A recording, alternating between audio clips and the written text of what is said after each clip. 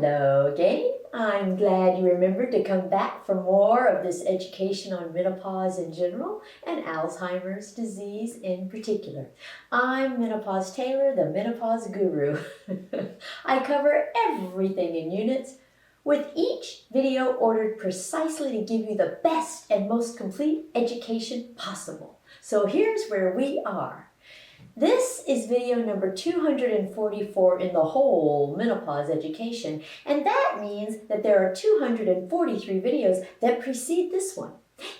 If you really want the education you deserve, start with video 1 and watch them all in order.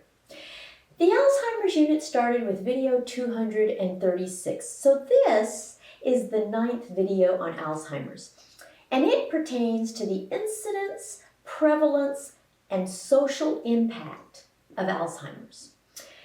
If you have my book, you'll discover that it's a fantastic complement to these videos. It gives you the entire education, but without the props and extra detail that you get in the videos. This particular video is important because it addresses just how huge a problem Alzheimer's really is, and it seriously affects people other than the person with the actual disease. One of those other people could be you. So this video will help you understand the statistics and effects of Alzheimer's in terms of numbers of new Alzheimer's victims, numbers of existing Alzheimer's victims, and numbers of people caring for Alzheimer's victims. Alzheimer's is quite literally a disease that blows your mind, and the statistics on it are truly mind-blowing. Understanding that is essential to deciding that it's worth the effort to avoid it.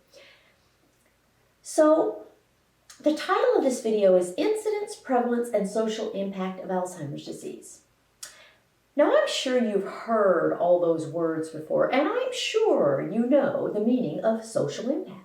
But when it comes to the terms incidence and prevalence, I am shocked at how many people really don't know the differences between them. So let's start off with a bang by answering a quiz question on them. The difference between incidence and prevalence is A. Incidence means the number of new cases over a given period of time, while prevalence means the number of new cases at a specific point in time. B. Incidence means the number of new cases at a specific point in time, while prevalence means the number of new cases over a given period of time. C. Incidence means the number of existing cases over a given period of time, while prevalence means the number of existing cases at a specific point in time. D. Incidence means the number of existing cases at a specific point in time, while prevalence means the number of existing cases over a given period of time. E. Incidence means the number of new cases over a given period of time, while prevalence means the number of existing cases at a specific point in time. F.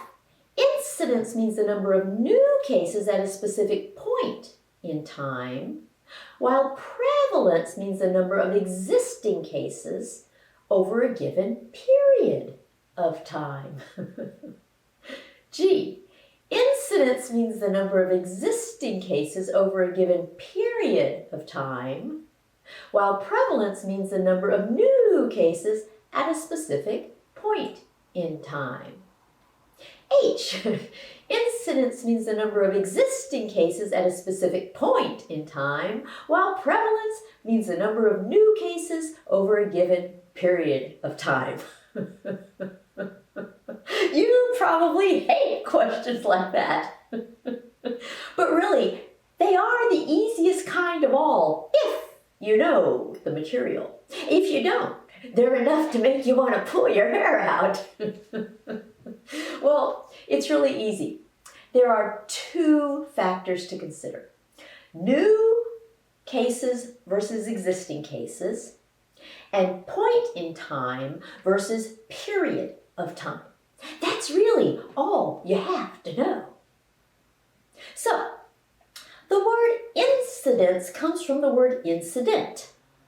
An incident is an occurrence, a new occurrence. So incidence refers to new cases.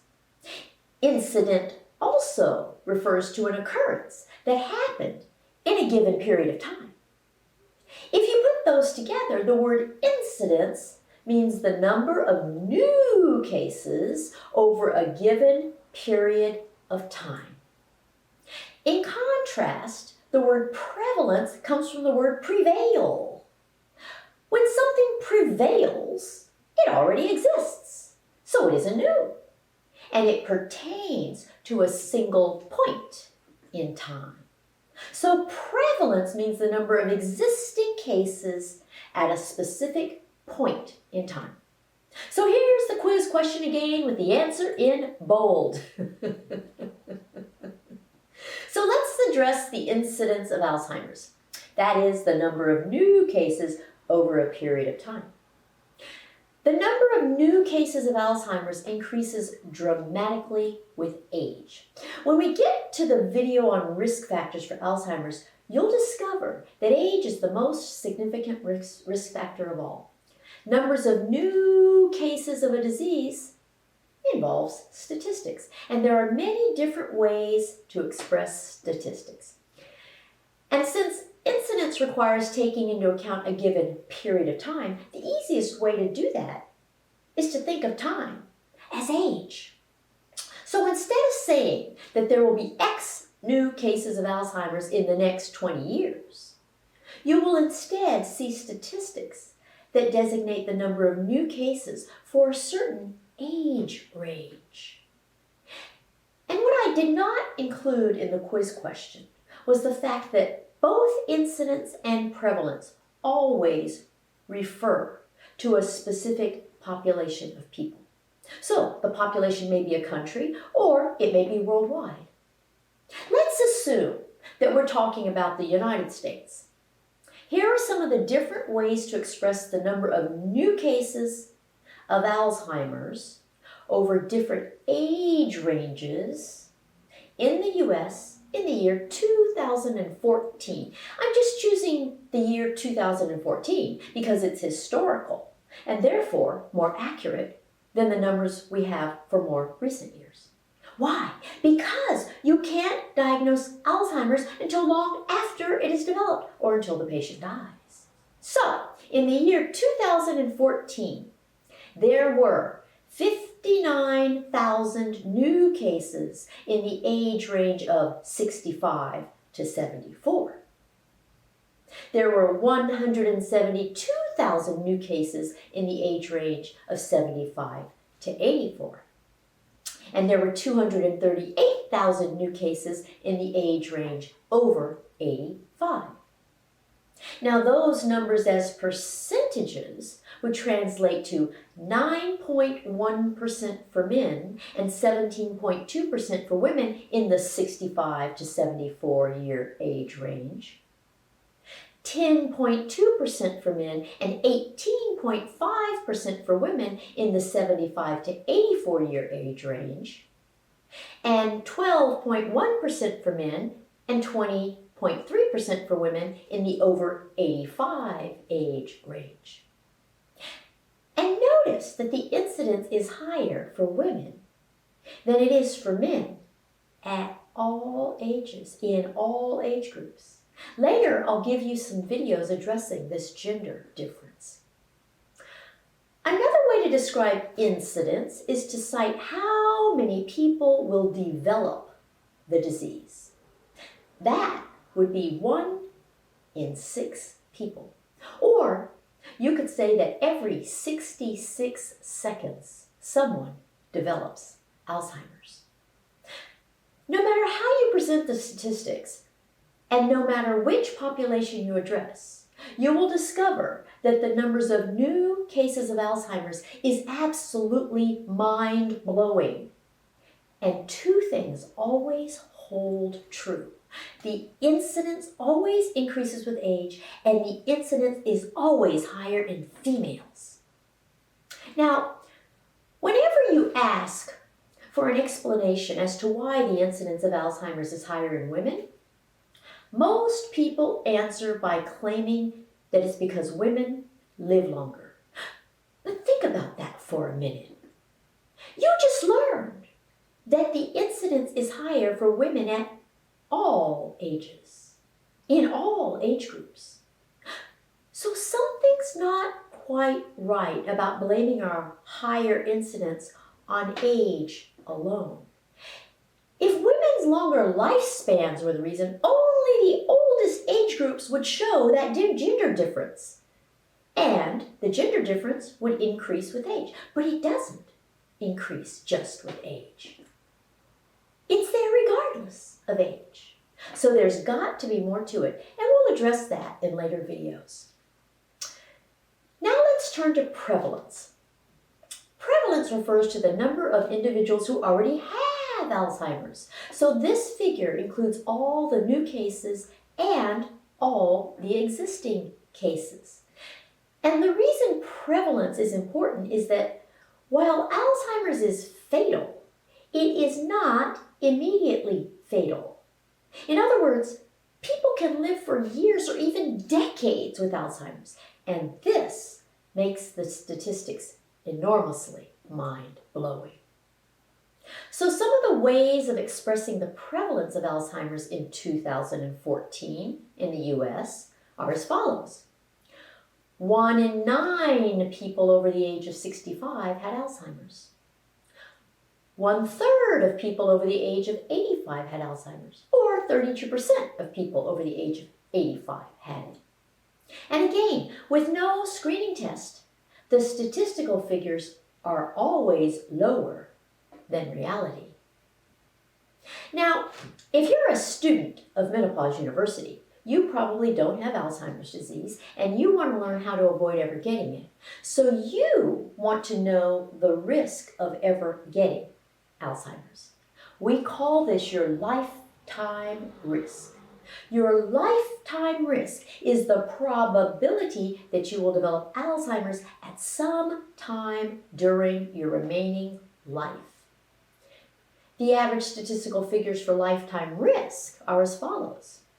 At age 65, you have about a 17% probability, and that translates into a 1 in 6 chance.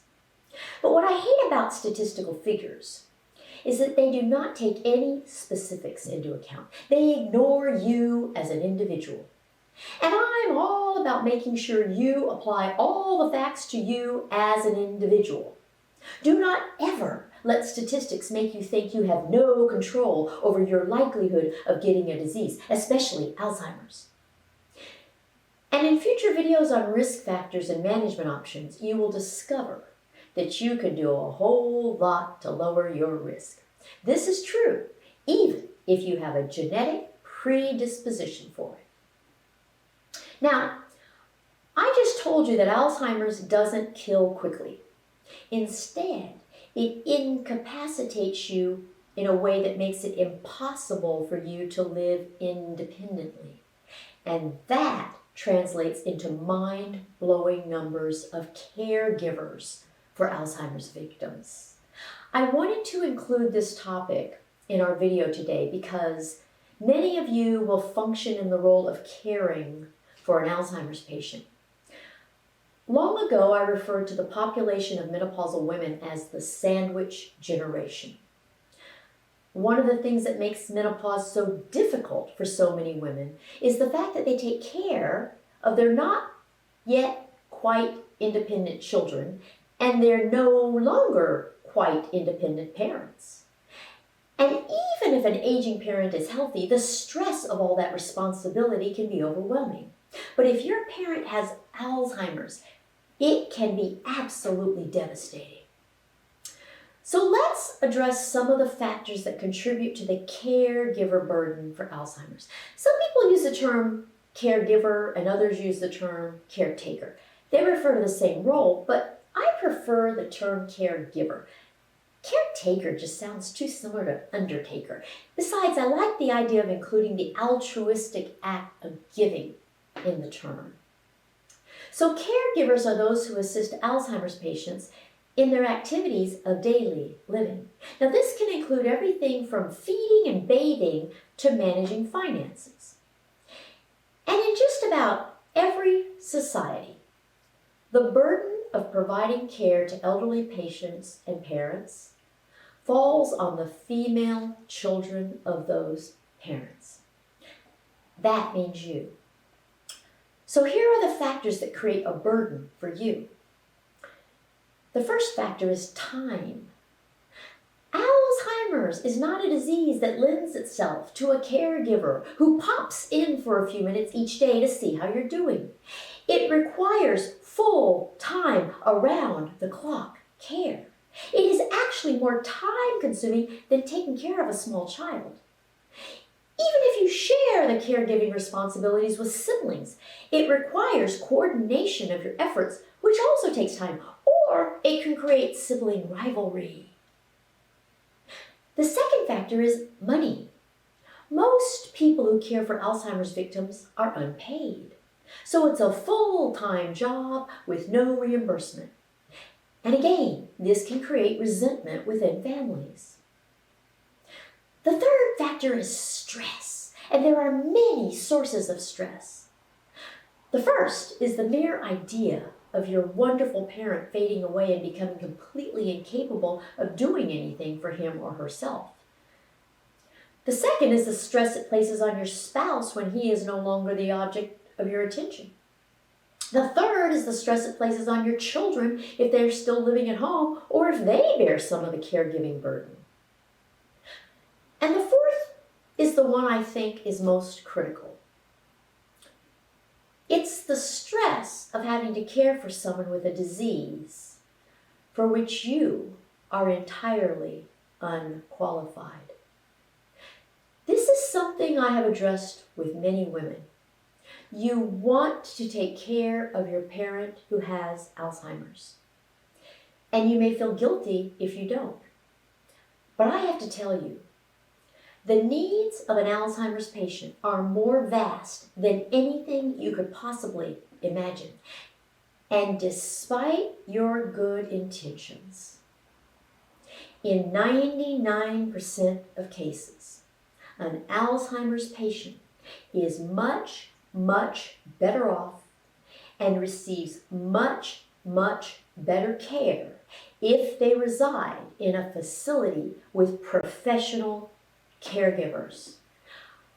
I say that because the need for strict predictability, regular routines, built-in safety measures, and anticipation of deterioration is more than you can possibly imagine or provide.